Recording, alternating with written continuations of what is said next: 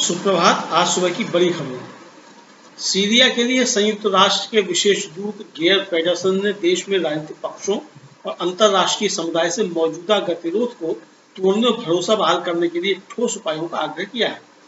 बुधवार को सुरक्षा परिषद में प्रतिनिधियों को जानकारी देते हुए उन्होंने कहा कि सीरिया के लिए व्यापक समाधान अब भी पहुंच से दूर है और स्थानीय आबादी की पीड़ा और हताशा गहरा रही है। विशेष दूत के अनुसार इन हालात को यूं स्वीकार नहीं किया जा सकता है, चूंकि हालात और बिगड़ते चले जाने की आशंका है, जिससे नई चुनौतियां उभरेंगी।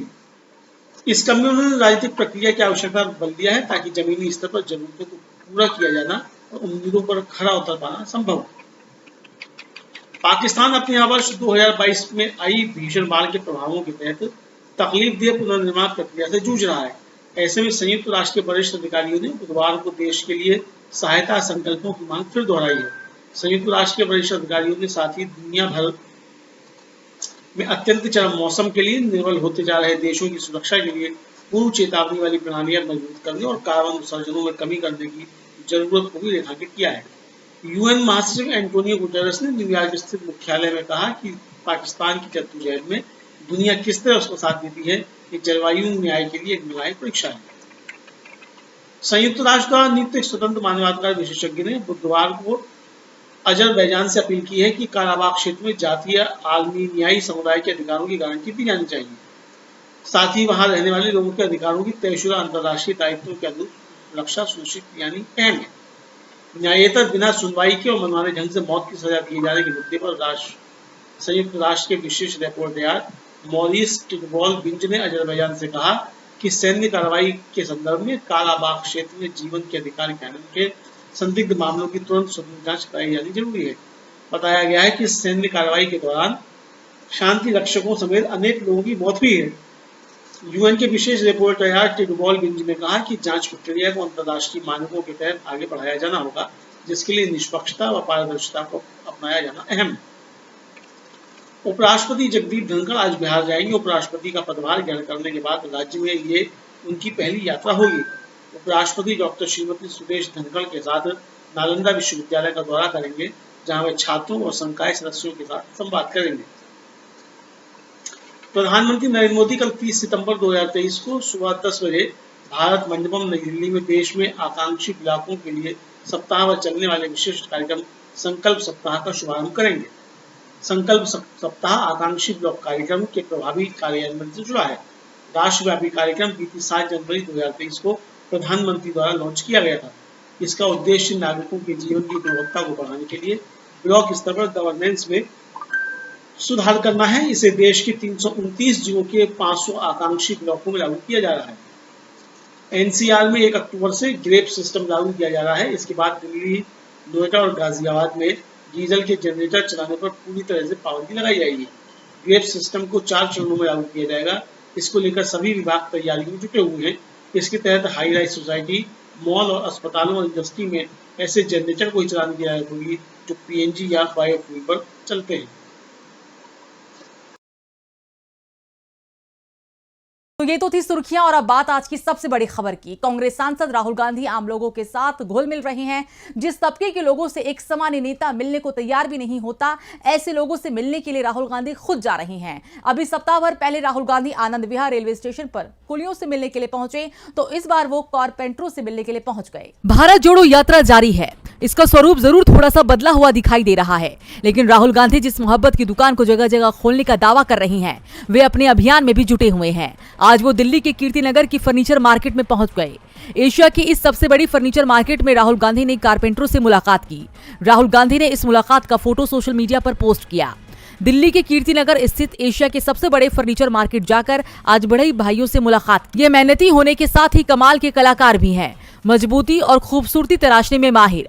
काफी बातें हुई, थोड़ा उनके हुनर को जाना, थोड़ा सीखने की कोशिश की। कांग्रेस ने भी अपने आधिकारिक एक्स हैंडल से राहुल गांधी की कुछ और तस्वीरें साझा की और लिखा, भारत जोड़ो यात्रा जारी है। इस दौरान राहुल गांधी ने कारीगरों से उनकी परेशानियों को जाना। इस दौरान खुद भी आरी और हथौड़ा के साथ राहुल नजर आए। अपने बीच अचानक राहुल गांधी को देखकर कारपेंटर खुश हो गए। और उन्होंने राहुल को घेर लिया। ये पहला मौका नहीं है जब राहुल गांधी आर्थिक रूप से कमजोर मेहनतकशों के बीच पहुंचे हैं। 21 सितंबर को वो दिल्ली के आनंद विहार रेलवे स्टेशन पर कुलियों से मिलने पहुंचे थे। इस दौरान राहुल गांधी कुली की ड्रेस में दिखे, साथ ही उन्होंने सर पर वजन भी उठाया। 18 अप्रैल को राहुल गांधी ने पुरानी दिल्ली के मटिया महल बाजार में खाने पीने की चीजों का लुत्फ उठाया था। वो बंगाली मार्केट भी गए थे। 20 अप्रैल को राहुल गांधी दिल्ली के मुखर्जी नगर प्रतियोगी परीक्षाओं की तैयारी कर रहे छात्रों से मुलाकात की थी। वहीं जून में राहुल गांधी की करोल बाग में मोटर मैकेनिक के साथ मुलाकात की तस्वीरें वायरल हुई थी। इस दौरान राहुल गांधी एक बाइक ठीक करते हुए दिखाई दिए थे। राहुल गांधी आम लोगों से मिल रही हैं, जिससे बीजेपी की परेशानी बढ़ती दिखाई दे रही है और बीजेपी की इस परेशानी को कांग्रेस और बढ़ाने की तैयारी कर रही है। संसद में बीएसपी सांसद दानिश अली के मामले को लेकर बीजेपी बुरी तरह से फंसी हुई थी और अब दानिश अली कांग्रेस को मजबूत करने की तैयारी में है। क्या है पूरी खबर, आइए देखते हैं। बीजेपी सांसद रमेश भिदुड़ी के लोकसभा में बसपा सांसद को लेकर दिए गए विवादित बयान के बाद से दानिश अली सुर्खियों में बने हुए हैं। पिछले दिनों उनसे कांग्रेस नेता राहुल गांधी ने मुलाकात की थी, जिसके बाद कांग्रेस प्रदेश अध्यक्ष अजय राय भी दानिश अली से मिलने के लिए उनके आवास पर पहुंचे और उनसे बातचीत की। इसके साथ ही यूपी का सियासी पारा भी हाई हो गया है। अटकलें लगाई जा रही है कि दानिश अली लोकसभा चुनाव से पहले बसपा छोड़ सकते हैं। तो वहीं कांग्रेस प्रदेश अध्यक्ष अजय राय ने दानिश अली से मुलाकात की जो तस्वीरें अपने सोशल मीडिया पर जारी की है, जिसमें एक तस्वीर में वो दानिश अली को गले लगाते हुए दिख रही हैं, तो वहीं दूसरी तस्वीरों में उनके साथ बातचीत कर रही हैं। इन तस्वीरों को शेयर करते हुए कांग्रेस ने लिखा है कि नफरत के बाजार में मोहब्बत की दुकान। आज संसद जनाब दानिश अली जी से उनके दिल्ली स्थित आवास पर मुलाकात की। दरअसल दानिश अली से मुलाकात के बाद अजय राय ने कहा कि हम यहाँ उन्हें पूरी ताकत देने आए हैं। वो एक मजबूत सांसद है और अपनी बात को मजबूती के साथ संसद में रखते हैं। हम चाहते हैं कि जो समाज और देश के अंदर काम कर रहे हैं, जो सबको साथ लेकर चलते हैं और हिंदू मुसलमान एकता की बात करते हैं, हम उनके साथ हैं। हम दानिश अली का कांग्रेस में स्वागत करेंगे, लेकिन फैसला उन्हें करना है, क्योंकि कांग्रेस एक ऐसी पार्टी है जो अल्पसंख्यकों से जुड़े मुद्दों और बीजेपी की सांप्रदायिक राजनीति के खिलाफ सबसे मजबूती से आवाज उठाती है। गौरतलब है कि कांग्रेस नेता ने बातों बातों में साफ कर दिया है कि दानिश अली ने अगर कभी भी कांग्रेस का हाथ थामने का मन बनाया तो पार्टी में उनका स्वागत किया जाएगा। कांग्रेस की मजबूती से बीजेपी पहले से ही परेशान दिख रही है, तो दूसरी ओर उसके आने वाले नेता भी बीजेपी को कमजोर करते हुए दिखाई दे रहे हैं, खासतौर पर वहां जहां विधानसभा चुनाव सामने आ चुके हैं। राजस्थान में विधानसभा चुनावों का ऐलान 2-3 सप्ताह बाद ही हो जाएगा और चुनावों की तैयारियों के लिए बीजेपी अध्यक्ष जेपी नड्डा और गृह मंत्री अमित शाह जयपुर पहुंच गए थे, लेकिन उन्हें खाली हाथ ही लौटना पड़ा। ऐसा हम क्यों कह रहे हैं, आइए देखते हैं। बीजेपी अध्यक्ष जेपी नड्डा और केंद्रीय गृह मंत्री अचानक जयपुर पहुंचे। बुधवार शाम 7 बजे से लेकर गुरुवार सुबह 3 बजे तक उन्होंने राजस्थान बीजेपी नेताओं के साथ मीटिंग की। बैठक में राज्य के सभी दिग्गज नेता मौजूद थे। इस दौरान परिवर्तन यात्रा को लेकर भी चर्चा हुई। नड्डा शाह ने नेताओं से सवाल किया कि परिवर्तन यात्रा में भीड़ क्यों नहीं जुटी। दरअसल सोशल मीडिया ने बीजेपी की परिवर्तन यात्राओं की पोल खोल दी थी। यात्रा के दौरान होने वाली सभाओं में खाली पड़ी कुर्सियों से साफ हो गया था कि बीजेपी की हालत राज्य में खराब है। बैठक में पार्टी उम्मीदवारों के नामों पर भी चर्चा होनी थी।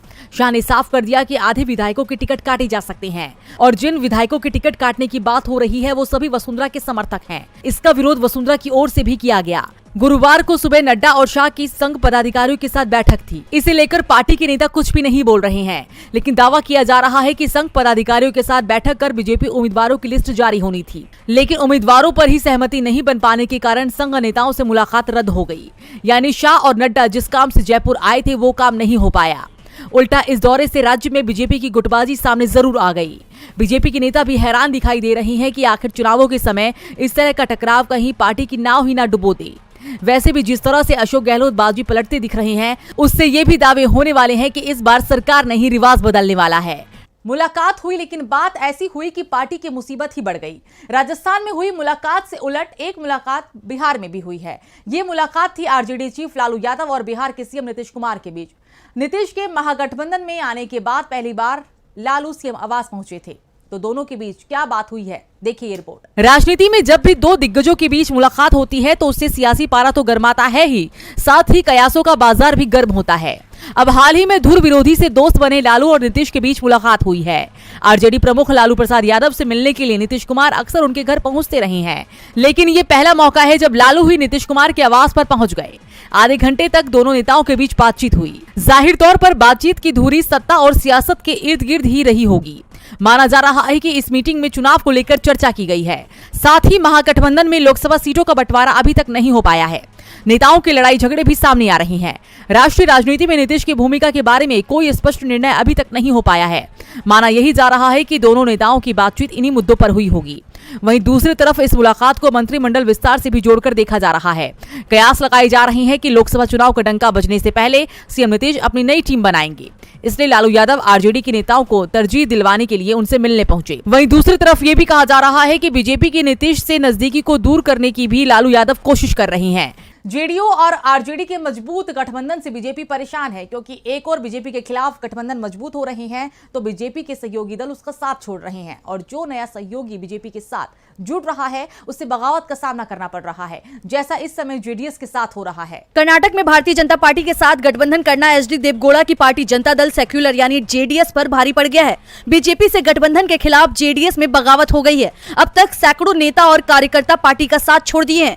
पार्टी में इस्तीफे का दौर तेज हो चुका है। अब मैसूर शहर के नरसिम्हा राजा विधानसभा क्षेत्र से अब्दुल खादर सहित 100 से अधिक पदाधिकारियों ने जेडीएस से इस्तीफा दे दिया है। जेडीएस के सिंबल पर विधानसभा चुनाव लड़ने वाले खादर ने कहा, भाजपा और आरएसएस पूरे देश में मुस्लिम समुदाय को निशाना बनाती रही है, नफरत की राजनीति कर रही है, वे मुस्लिम समुदाय को परेशान कर रहे हैं। भाजपा नेता खुले तौर पर कहते हैं कि वे नहीं चाहते कि मुस्लिम वोट दे। ऐसे में हम सभी इस बात से दुखी हैं कि जेडीएस कर्नाटक में बीजेपी के साथ गठबंधन में है। पार्टी छोड़ने वाले नेताओं ने कहा कि उनके मन में जेडीएस नेता एचडी कुमारस्वामी और पूर्व प्रधानमंत्री एचडी देवगौड़ा के लिए सम्मान है, लेकिन भाजपा के लिए नहीं। इस्तीफा देने वाले जेडीएस अल्पसंख्यक नेताओं ने जेडीएस अध्यक्ष सीएम इब्राहिम से भी आग्रह किया है कि वह तुरंत इस्तीफा दे। वहीं आपको बता दें कि जेडीएस के वरिष्ठ नेता और प्रदेश उपाध्यक्ष सैयद शरीफुल्लाह साहब ने भी पार्टी से इस्तीफा दे दिया है। जेडीएस की प्रवक्ता रही यूटी फरजाना असफर ने भी पार्टी से इस्तीफा दे दिया है। फरजाना ने जेडीएस मीडिया सेल से प्रमुख श्रीकांत गौड़ा को लिखे पत्र में कहा कि वह वैचारिक मतभेदों के कारण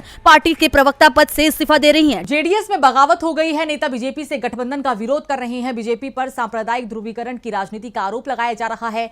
वैसे ये आरोप तो बीजेपी पर शुरुआत से ही लगाए जाते रहे हैं, और इसी राजनीति के चलते आज मणिपुर में हालात संभलते नहीं दिख रही हैं। इस बीच राज्य के सीएम एन बीरेन सिंह ने ऐसा फैसला किया है जिससे बीजेपी सरकार एक बार फिर से सवालों के घेरे में आ गई है। पिछले 5 महीने से मणिपुर में हिंसा की खबरों ने पूरे देश को झकझोर कर रखा हुआ है। राज्य में अब तक 180 से भी ज्यादा लोगों की जान जा चुकी है। सरकार ने 23 सितंबर को ये बोलते हुए नेट सेवा को राज्य में बहाल किया था कि अब हालात पहले से बेहतर हैं, लेकिन इंटरनेट चालू होते ही वायरल हुए एक फोटो ने राज्य में हिंसा फिर से भड़का दी, जिसके बाद राज्य में बड़े हिस्से को अशांत घोषित करते हुए आपसपा कानून को लागू कर दिया गया। लेकिन मणिपुर के 19 पुलिस थानों को इससे बाहर रखा गया है। हालत ये है कि हाल ही में जहां बीजेपी ऑफिस को फूंक दिया गया वो एरिया शांतिपूर्ण घोषित कर दिया गया है। जिन इलाकों में आपसपा नहीं लगाया गया है वो मैतई बहुल इलाके हैं। राज्य के सीएम बीरेन सिंह इसी समुदाय से आते हैं। साथ ही बीजेपी के अधिकांश विधायक भी मैतई हैं, और सबसे ज्यादा हिंसा भी इन्हीं इलाकों में देखी गई है। यानी जिन इलाकों में सबसे ज्यादा हिंसा हुई है वहां सरकार की नजर में शांति बनी हुई है। दरअसल आर्म्ड फोर्सेज स्पेशल पावर यानी कि आपसपा के तहत भारतीय सेना को अशांत क्षेत्रों में कार्रवाई की विशेष शक्तियां मिली होती है। इन शक्तियों के इस्तेमाल से होने वाली घटनाओं के लिए भारतीय सेना के सैनिकों पर केंद्र सरकार की मंजूरी के बिना कोई कानूनी कार्रवाई नहीं की जा सकती।